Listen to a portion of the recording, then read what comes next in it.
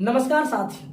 संस्कृत में एक श्लोक है, अयम निजा परोव्यति गणना लघु चेत साम उदार चरिता नाम वसुधैव कुटुंबकम। यह मेरा है वह पराया है, ऐसे छोटे दिल वालों की सोच होती है, परंतु जो उदार प्रवृत्ति के इंसान होते हैं वह संपूर्ण विश्व को ही अपना समझते हैं। अभी हाल ही में इंडिया में G20 की 18वीं समिट आयोजित की गई थी और उसका थीम था वसुधैव कुटुंबकम। जानते भी होंगे आप, वन अर्थ वन फैमिली। कहने के लिए बहुत अच्छी है बात, लेकिन सच तो यह है कि आज पूरा विश्व बहुत सारे ध्रुवों में बटा हुआ है। एक तरफ रसिया यूक्रेन से युद्ध लड़ रहा है, दूसरी तरफ इजराइल और फिलिस्तीन के बीच जंग चल रहा है।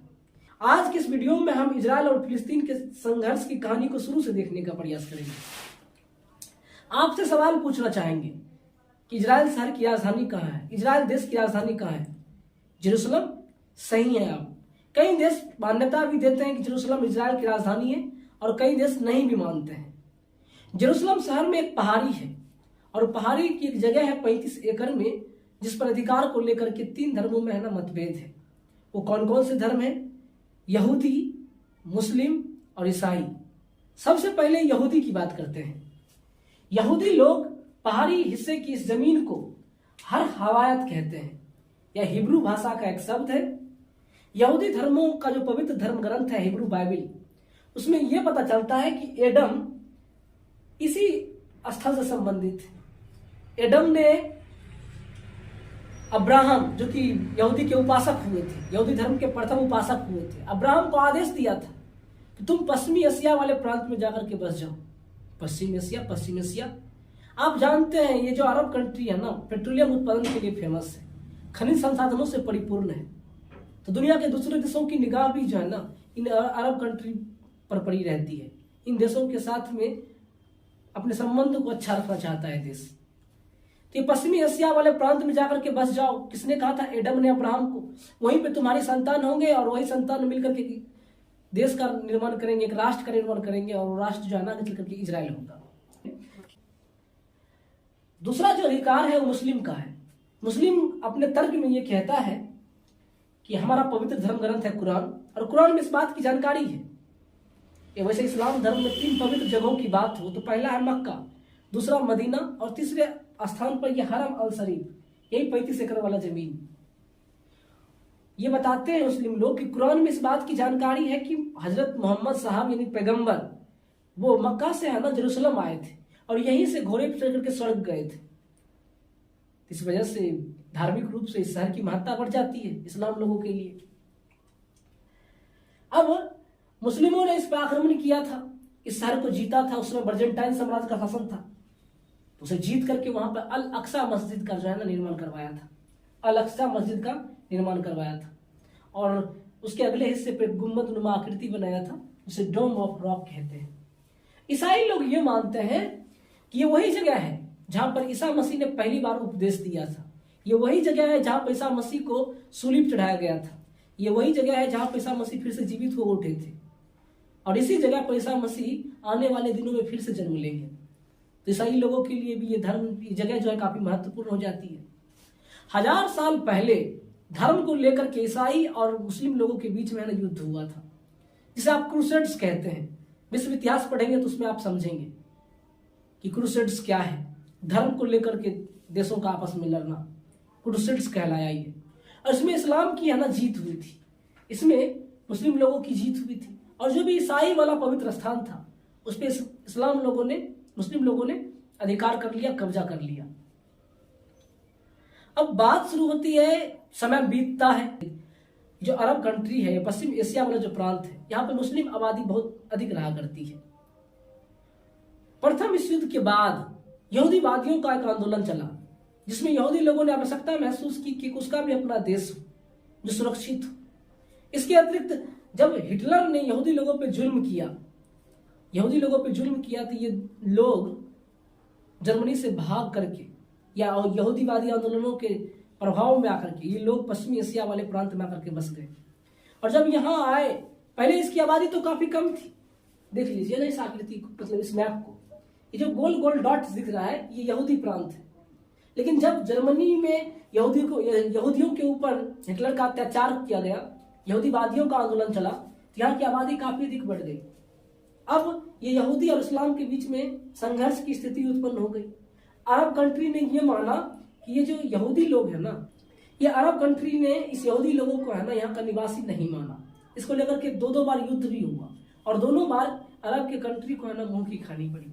अब स्थिति ये है, जब प्रथम विश्व युद्ध खत्म हो रहा था उस समय ये प्रांत जो है इजराइल और फिलिस्तीन वाला प्रांत, ये ब्रिटिश प्रांत के अंतर्गत आता था। द्वितीय विश्व युद्ध के उपरांत इन देशों को आजाद किया जाने लगा था। अब आजादी के अंतर्गत जो भी देश आजादी पाने में सक्षम नहीं थे उसे यूएन के हवाले कर दिया गया कि जब ये देश आजादी पाने लायक हो जाएंगे तो उन्हें आजाद कर दिया जाएगा। और जब ये अरब लोगों ने माना कि यहूदी लोगों का यहूदी लोग यहाँ के मूल निवासी नहीं है, यहूदियों के साथ में युद्ध हुआ अरब के लोगों का, इसमें यहूदी लोग जीत गए, तब जाकर के यूएन के प्लान के अंतर्गत 1948 में जो है ना इजराइल नाम का जो राष्ट्र है ना वो अस्तित्व में आता है। और ये तीन प्रांत मिलकर के फिलिस्तीन का गठन होता है और ये व्हाइट वाला प्रांत जो है इजराइल को दे दिया जाता है।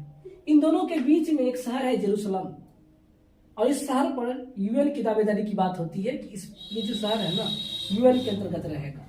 लेकिन समय बदलता है, धीरे धीरे इजराइल का प्रभाव बढ़ता है, इजराइल का क्षेत्राधिकार बढ़ता है, ये इस हिस्से पर और दूसरे हिस्सों पे भी है ना ये कब्जा कर लेता है इजराइल। 1967 में भी इजराइल और अरब के बीच में संघर्ष होता है। स्थिति ये होती है कि इजिप्ट के सिनाई प्रायद्वीप को, सीरिया के गोलन हाइट्स पहाड़ी को ये इजराइल जीत लेता है। इस पे सवाल भी पूछा गया गोलन हाइट्स की पहाड़ी को लेकर के। तब जाकर के ये 1967 में इजराइल और अरब के बीच में जो संघर्ष होता है, इस प्रांत को भी जीत लेता है, इस प्रांत को भी जीत लेता है। तब शांति समझौते में इजराइल राष्ट्र को है ना मान्यता देते हैं ये अरब कंट्री के लोग। अभी ये इजराइल और फिलिस्तीन जो है ये भूमध्य सागर, इस हिस्से में भूमध्य सागर है और इस हिस्से में जॉर्डन नदी है, इन दोनों के बीच में है ना बसा हुआ है। और कहीं ना कहीं खनिज संसाधनों की दृष्टि से संपन्न इलाका है ही, ये काफी महत्वपूर्ण हो जाता है पश्चिम एशिया की जो कंट्री है।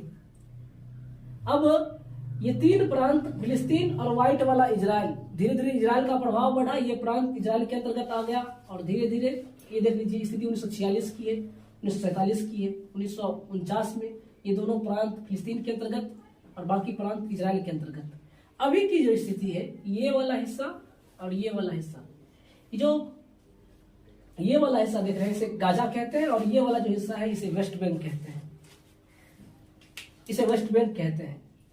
अब इन दोनों में फिलिस्तीनियन सरकार थी, लेकिन 2006 में गाजा वाले हिस्से पे मिलिटेंट ग्रुप हमास ने मतलब सत्ता अपने हाथ में ले ली, मिलिटेंट ग्रुप हमास ने सत्ता अपने हाथ में ले ली और धीरे धीरे ये जो वेस्ट बैंक वाला इलाका है इसके अधिकतर इलाकों में यहूदी आबादी जो है बसता चला गया और वेस्ट बैंक का इलाका देख सकते हैं कि आप कितना सिमटा हुआ है।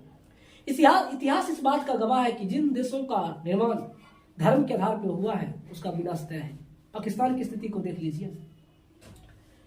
अब ये हाल ही में ये जो हिस्सा है गाजा वाला, गाजा में जो मिलिटेंट ग्रुप हमास का संगठन है इसने इजराइल को 5000 रॉकेट दागे।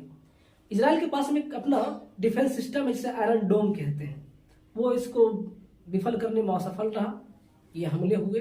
बाद में इजराइल ने जरूरी कार्रवाई की। अब ये स्थिति ये है कि गाजा में जो है स्थिति बद से बदतर है। हालांकि मानवीय सहायता पहुंचाई जा रही है लेकिन नाम मात्र की। अब इसमें जान लीजिए अभी कुछ दिन पहले नरेंद्र मोदी गए थे वहां पे, इजराइल गए थे, फिलिस्तीन भी गए थे, तो वहां हाइफा की लड़ाई जो प्रथम विश्व युद्ध में 3 भारतीय सैनिक शहीद हो गए थे हाइफा की लड़ाई में, वहां पे 3 मूर्ति चौक का जो है इन्होंने उद्घाटन किया था।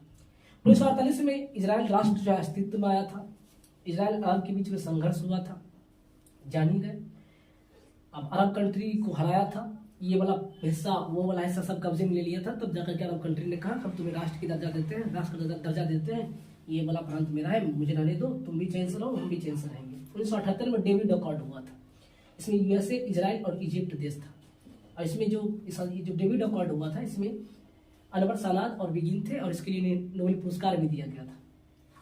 ठीक, उसके बाद 19 अकॉर्ड हुआ था 1993 में। 1995 में पीएनए पैलेस्टीनियन नेशनल अथॉरिटी आई थी अस्तित्व में और फतह पार्टी की सरकार बनी थी फिलिस्तीन में। फिर 2006 में हमास ने गाजा वाले हिस्से पर मतलब सत्ता को अपने हाथ में ले लिया और स्थिति आप जानते हैं, बीते दिनों ही हमास ने 5000 रॉकेट दागे, बाद में इजराइल भी जरूरी कार्रवाई कर रहा है। और आगे की स्थिति से अद्यतन होने के लिए आप न्यूज़पेपर वगैरह देखते रहें। नमस्कार।